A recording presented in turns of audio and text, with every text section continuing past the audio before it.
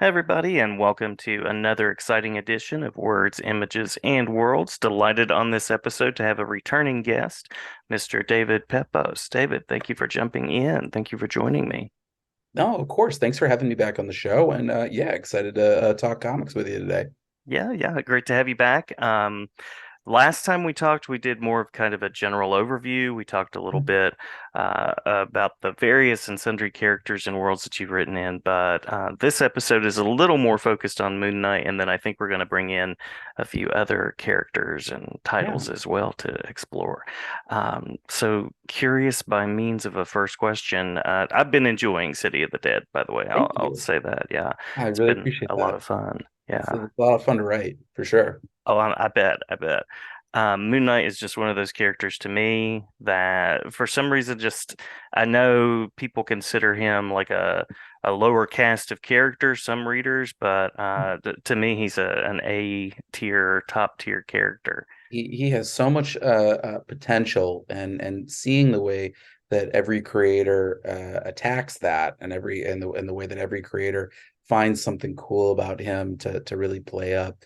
I think that speaks to the quality of the character, and Hmm just hmm the fun of the concept. And I think that's something that's I think my favorite part about Jed McKay's run right now is that he keeps finding new ways to expand that mythology. And that was something that we wanted to do in City of the Dead as well, is just find a way to really explore different facets of Mark Spector, Yeah. uh, and do it in a way that wouldn't step on the main series toes. Yeah, it works really well in that way. And I'm curious, what was your introduction to this character like? What was your kind of background with Moon Knight? Boy, I'm trying to let's see. I think my first introduction with Moon Knight was probably the round robin event in Amazing Spider-Man. It was Spidey teaming up with Moon Knight, Punisher, Nova, Night Thrasher to fight Jeff Wild, Midnight, and the Secret Empire. So I do have a big soft spot for Jeff. Hmm Uh, and then there was an issue of Marvel Comics Presents. I'm struggling to remember the number. I think it might be 139. That it was it was it was broken into four stories, but there was a Moon Knight story where it was the last appearance of Chainsaw, who we hmm wound up using in City of the Dead. I got to use my cosmic powers of being a writer to say that guy's dead. Um, so yeah, those were my big introductions to character. I read, Charlie Huston's run during the Civil War era, uh, Warren Ellis and Declan Shalvey's run, which is just top tier. Jeff Lemire and Greg Smallwood, which was also a big influence on City of the Dead. hmm And then obviously what Jed McKay is doing. Yeah, I mean, Moon Knight is just he's such a fun character, and being able to kind of everybody seems to have a different take on Yeah, him. yeah. And I think for me, the thing that really resonated the most with me is just the fact that most superheroes, they have a day job of some kind. hmm Clark Kent's a reporter. Peter Parker is either a photojournalist or a teacher, or working in his own company, or as a scientist somewhere. Um, but Mark is like, oh, that guy's a mercenary. Like that guy, did some bad stuff, Yeah. and it really is cut from a similar cloth to somebody like Tony Stark. Except hmm Tony, at least, he could justify, oh, well, I'm making the weapons, but only the good guys get them. Like him being in his ivory tower is part of his concept. Mark hmm was the guy in the trenches. He was the one using those weapons. He knows exactly what those weapons were for. And the fact that he dies and then comes back as this agent of Khonshu, and that's his second chance. hmm And that's the reason why, he kind of dedicates himself to making things right for people, even though every night he puts on this white suit, gets the crap kicked out of him. Yeah, yeah. I thought that was a really interesting way of going about a character, and that's really no spoilers, but a lot of the through line for hmm City of hmm the Dead hmm is sort of it's almost like a Marvel's version of Man on Fire. If you've seen that movie, Oh, yeah, yeah. Denzel feels so much guilt over what he's done, hmm and that to me is Mark Spector in a nutshell. Is that he's a guy with a lot of blood in his hands, but he's dedicated to making to balancing the scales and making things right, even if it kills him to do it. Yeah, yeah. Well, you've spoken so well to the history there, and you might have answered my next question, which was, what do you hope you've sort of played up in the character Yeah. and brought out? Well, I think, as far as what I've brought to the character, I think this storyline, and we're 4 issues in now. Hmm. I'd say the theme of it is forgiveness. Hmm. Uh, Hmm. I think that's an interesting distinction to me, is that so many characters, they're fighting for redemption. And I think the thing is that ultimately there's no benchmark for redemption. Right. That's Sisyphus. That's a boulder you're going to be rolling forever. The real finish line is forgiveness. Hmm. Hmm. Forgiveness from yourself, forgiveness from people that you feel like you've wronged. And I think that kind of closure is something that I think it was I think it was very interesting to write that as a character in general, Hmm. of having Mark have some of these important moments of catharsis that really stem back to the beginning of his history. But I think it also, I think, adds a little bit of extra resonance, knowing what's coming down the pike for him in Jed's run. So yeah, I think forgiveness. And I think I that love is that. what, doing this deep dive into his past, that's part of the reason for that. It's not just to be self-indulgent. It's not to say, oh, look, I know how to read the Marvel Wiki.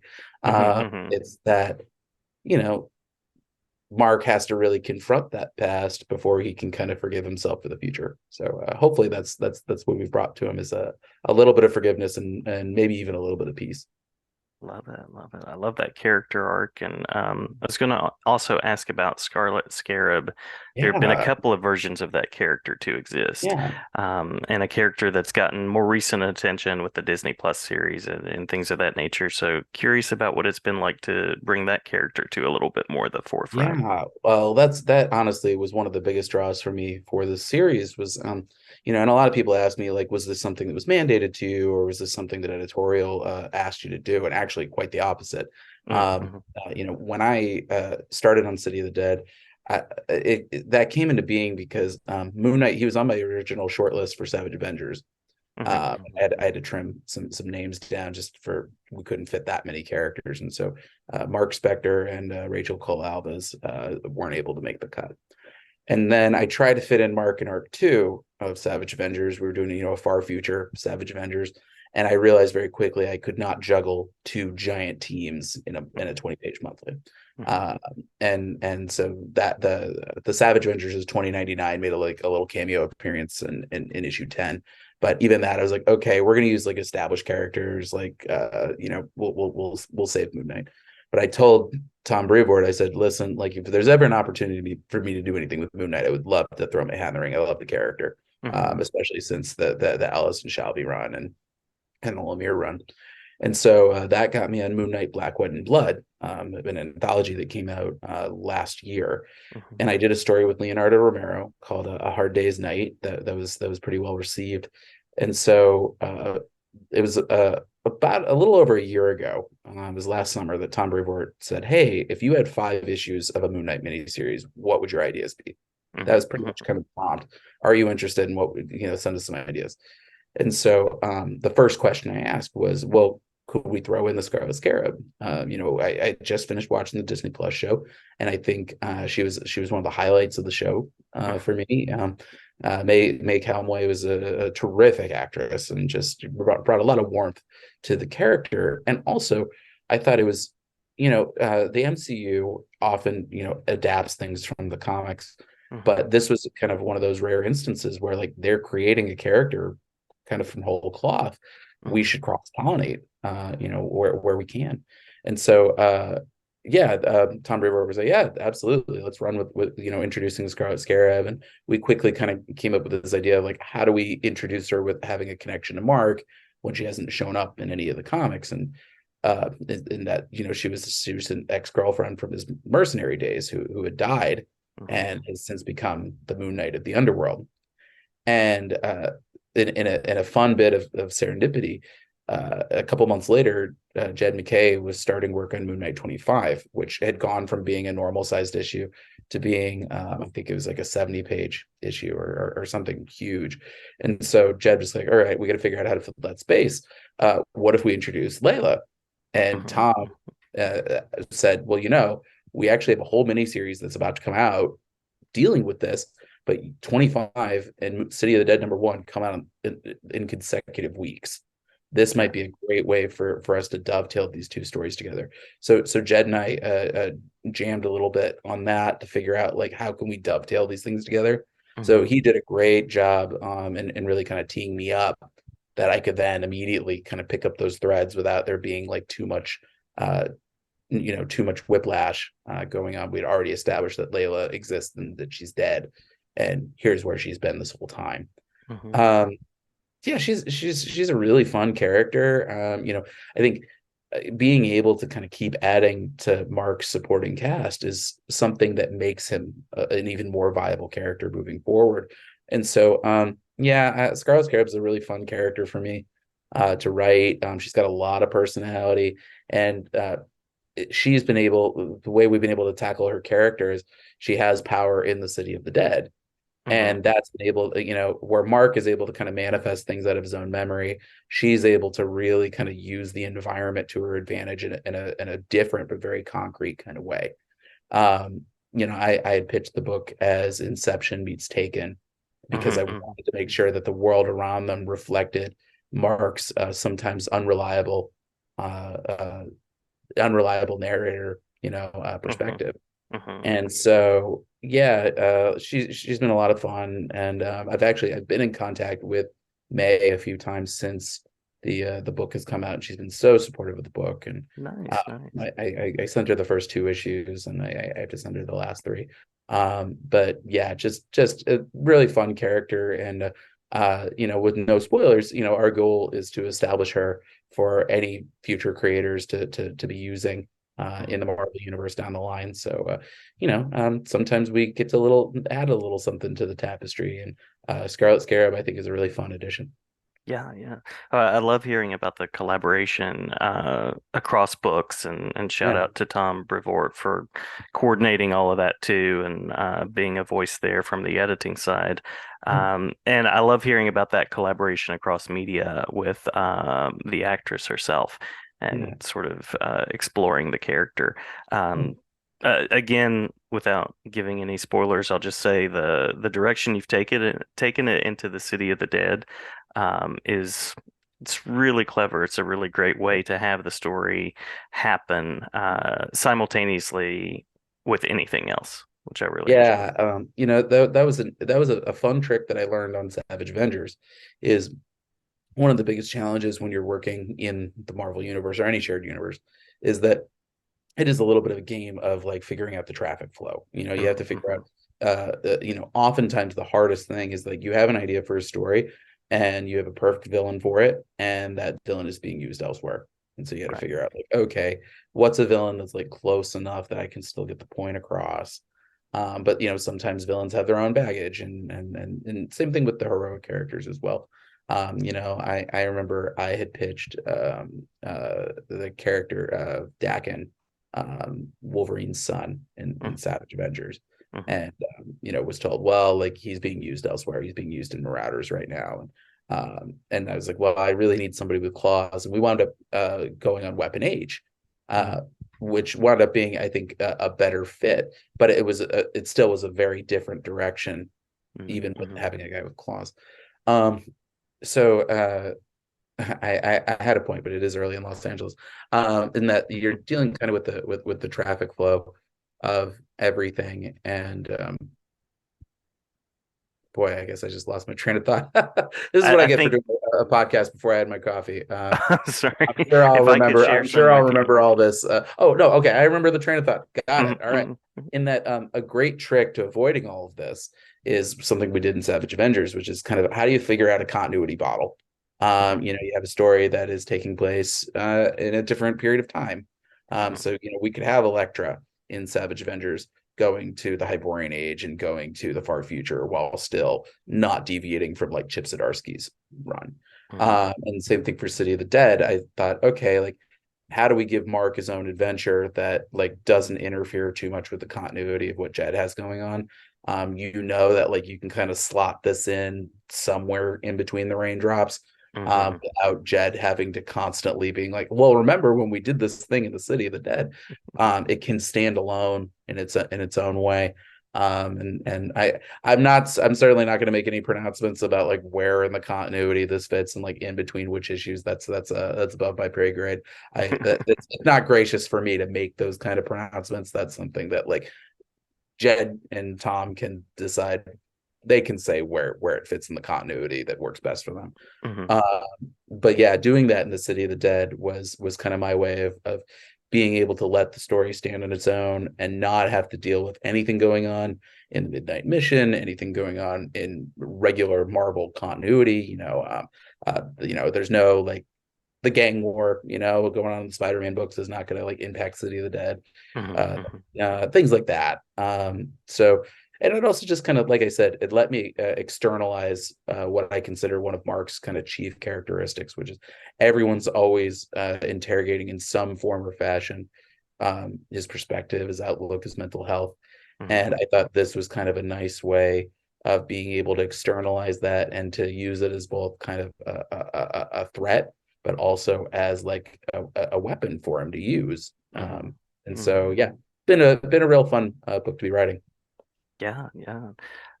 So I have one more Moon Knight question, Moon Knight Yeah, related question, and then we can talk about projects that are in progress, upcoming, sure. to whatever degree you can talk about them. And it's sort of a bonus question.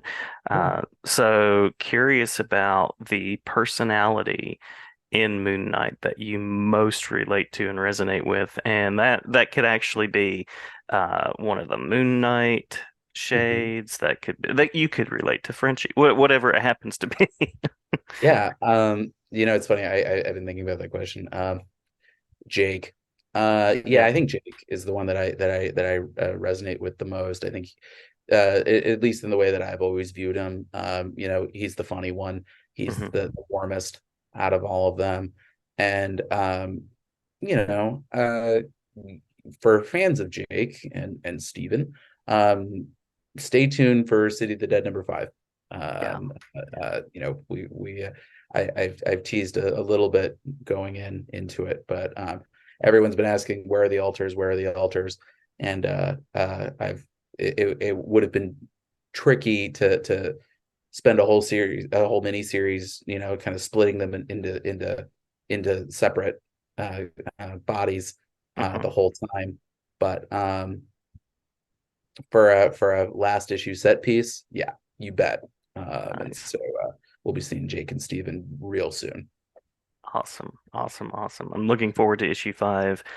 As of this recording, it's a few weeks away still, about a month away, actually. November 22nd, I think, is when it comes out in the US. So looking forward to it. Yeah. So now curious about that next creative vision. I hope to see you again with Moon Knight at some point, of Yeah. course. But who is writing Punisher these days, and Mm, what's going on with that? yeah. Uh, yeah. I'm working on two books right now. On the production of them. I'm taking over the new Punisher series over at Hmm. Marvel, and Hmm. as well as a new original series of Mad Cave Studios, a horror book called The Devil That Wears My Face. And yeah, it's been both of them have been really fun books to be working on. I just turned in the lettering pass for the third issue of Punisher just this week. So we'll be getting lettering on that very soon, and we'll be making little tweaks here and there. But yeah, the new Punisher book, I can talk a little bit about that. It's been such a fun opportunity and a really cool creative challenge. I was Hmm. just telling my fiance that like I think out of any project that I've done at Marvel to date, I really do think that Punisher has made me a better writer. Hmm. Because um, it really is. It took a lot of the most fun elements of a shared superhero universe with a lot of the creative challenges of an original series. And by that, I mean our new Punisher book. It's not starring Frank Castle. It's actually Hmm. introducing a brand new legacy character Yeah. by the name of Joe Garrison. And he was basically a former Shield Wetworks agent who had retired to pursue the Call of Family. and unfortunately, somebody blew up Joe's house with his family still inside, and Yeah. the police are inclined to think the husband did it, and Mm, so Joe is on the run from the authorities while trying to figure out who set him up and why. And so this we're starting with an origin story for Joe. We're our first four issues deal with not so much what's all the nitty gritty in Joe's background, because I do think that sometimes less is more, especially with a cool badass character like that. You do want to leave like some degree of mystery. But when I say an origin story, I mean, why is this guy calling himself the Punisher? What would that take in the Marvel universe, knowing that that is such a notorious name, that and one that has so many so much just so much connotation to it. And so I had pitched the story as John Wick meets the Fugitive.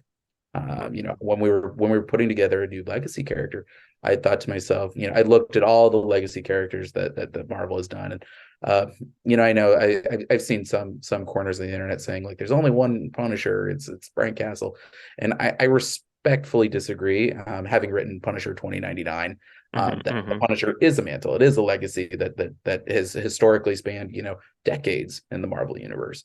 Yeah. And I think for me, I understand there's always trepidation involving legacy characters, but for me, you just look at the history. It's always additive. Mhm, mhm. It's just the only constant is change when it comes to a shared superhero universe, and so ultimately it is just to add to the Punisher canon, not to take anything away or to diminish anything. But as I looked at legacy characters, I thought, for me, the legacy characters that were most exciting were the ones that were able to take kind of the general themes of what this character, the concept could do, but Mhm, then figuring out like a different way of presenting that. So for example, Robbie Reyes as Ghost Rider was a mhm. big influence where they took, the flaming skull driving thing of a Ghost Rider, but instead of going for motorcycle culture, they went for muscle cars. And I Mm, thought, oh, okay, like what's a unique way that we could do that for a Punisher? And so I thought about Gun Fu. I thought about John Wick, where it's not so much like a guns and ammo ad, mhm, where it's focusing so much on the hardware and the destructive capabilities of said hardware. But it's about the choreography. Joe has his shield arsenal, which is kind of our way of saying like you can still keep the guns, mhm, but in a way that's elevated. So it does. You don't have to be so limited to just stuff that's found on the street, but you can kind of take some interesting creative liberties with it, to really kind of keep readers on their toes a bit. Um, and I thought, oh yeah, it's the choreography of it all. It's Joe having his shield pistols and figuring out how does he work his way through a crowd. How does he use his environment to his advantage? He's kind of a born improviser, and so mhm, figuring out. For me, when I had pitched it to Marvel, I said, I want half the appeal to be you could drop Joe anywhere. You could drop him in a nightclub, in a zoo, on an office building. You could throw him in the kingdom of Atlantis if you wanted to. And how is he going to use his environment to fight his way out? yeah, yeah. And so watching a lot of those movies like John Wick and Bullet Train and Atomic Blonde, just the real stylized combat. That's something that I talked about very early on. And also looking at comics runs like Damian Scott's Batgirl, Mhm, mhm. and Scott McDaniel's Nightwing. Yeah. I referenced both of those as kind of the kind of visual vocabulary I wanted to evoke in this book. Nice. And artist Dave Wachter is doing such a killer job at it. I really do think I've had some very beautiful books in Marvel. I've been very lucky with my artists, but I think Punisher might be the best looking book I've ever done, at Marvel for sure. Dave and our colorist Dan Brown are really doing just the work of their careers on this Mhm, book. So, um, but yeah, it was sort of just how do we add to the Punisher canon? mhm, Just mhm. in the same way that Greg Rucka, introduced Rachel Cole Alves, who is another amazing character who I would love to do something with down the road. Um, yeah, it's just uh, Marvel never had a John Wick, and now it does. And so Nice. it's been a lot of fun, and also just to be able to a creative challenge that I gave myself is how do you give the Punisher a rogue gallery, knowing that he's a Hmm. character who like often does not take prisoners, and for me it was figuring out like okay, what kind of characters can you still give kind of a satisfying defeat to, and Hmm. then have Hmm. them come back, and I my goal is to kind of evoke Dick Tracy in a Oh, way. nice. Yeah, yeah. In that, like, yeah, of course, there are going to be some deserving guys who are going to meet their end, at the end of the Punisher's bullets, but there are some punishments worse than death. Uh-huh. And Uh-huh. my goal is to eventually have some villains who they're going to come back for round two, but they're going to be real messed up, Hmm. and Hmm. sort of, I guess, in the old jigsaw kind of way. So yeah, I have a lot of plans, and yeah, the book will go as long as Marvel wants to print it. And I've given them a laundry list of concepts for it, so I'm very excited for the book to come out, and I can't wait for fans to read it. It'll be out starting November 8th. So yeah, call your local comic shop. Make sure you get this first issue. Hmm. Hmm. Yeah, looking forward to it. I can't wait to see what you do with the character and what you've done and the collaboration you were talking about there as well. And then my other book is my new horror series, The Devil That Wears My Face, Hmm. which is it's been such a fun book. It's been the best reviewed first issue I've done in my career, which is really heartening, especially for an original series like that. It's Face Off meets The Exorcist. Nice. It's about Father Franco Vieri. He's an 18th century Vatican priest who's grappling with a pretty profound crisis of faith, and his superiors wind up sending him to Spain to perform an exorcism on a Spanish nobleman's son. Hmm. And unfortunately for Vieri, the ritual backfires. And so Vieri finds himself trapped in a stranger's body while Vieri's body has been hijacked by the biblical demon known as Legion, who Hmm. immediately hightails it back to the Vatican to wreak some havoc. So it really is. It's Face Off meets The Exorcist with a little bit of Count of Monte Cristo thrown in for good measure. Yeah, I'm yeah. working with artist Alex Cormick, who I think is just one of the finest horror artists of his generation. And he is delivering just, I think, some career best work Hmm. on this series. And um, yeah, it's a 6 part miniseries. We got some really nice runway to tell this story in the best way we could. And it really is kind of a two-hander. We are seeing the story from both Barry's perspective and Legion's perspective. I wanted to do a body swap story for so long, Hmm. and being able to do it through this supernatural lens, this horror lens, it really lends itself to some interesting storytelling opportunities. But yeah, it's a cat and mouse game, and Hmm. there's so many sparks fly when Legion and Vieri are in the same room. But the way we've structured the story is we also pull them apart Hmm. often. And so that tension builds because we're waiting for kind of these two fighters to kind of go back into the ring together. Um, yeah, it's just been a really fun book to work on. It's my first horror series. It certainly won't be my last. Hmm. It's Hmm. such a fun genre to play in. And yeah, I couldn't ask for a better collaborator than Alex Cormick. And so seeing the work that he's been delivering, seeing the elements that he's contributed, the fact that he's such a gifted storyteller in terms of establishing mood and atmosphere, but also the way that he makes his characters act and Hmm. the interesting things he does for even the panel layouts. He just drew a chase sequence, a horse-drawn carriage chase sequence this week that he introduced some really cool curveballs to it that I didn't even expect. So yeah, I'd say tell your local comic shop, add The Devil That Wears My Face to your Hmm. pull list. If you like horror books, it really is unlike anything on the stands right now, and I can't wait for people to read it. Yeah, yeah. Well, glad you're working with Mad Cave. I appreciate what Mad Cave does. I appreciate Marvel. We've given Marvel lots of attention in the talk, but Mad Cave is doing some really cool things. So, It's good been to great to see a work with. book from you there as well. Yeah. Yeah. Well, have we missed anything in the talk through that you want to make sure to No. mention? Um, Lots of good things on the way from you, and yeah. yeah, lots of Uh, good things to check out from the list so far. Yeah, and more to come. Stay tuned. Working on a bunch of really fun stuff right now. And yeah, so 2024 is looking busier than ever. So can't wait for y'all to hear more. Yeah, yeah. Looking forward to it on the reader side as well. Yeah. Yeah. Thanks so much, David. Well, thanks for having me. I really appreciate it.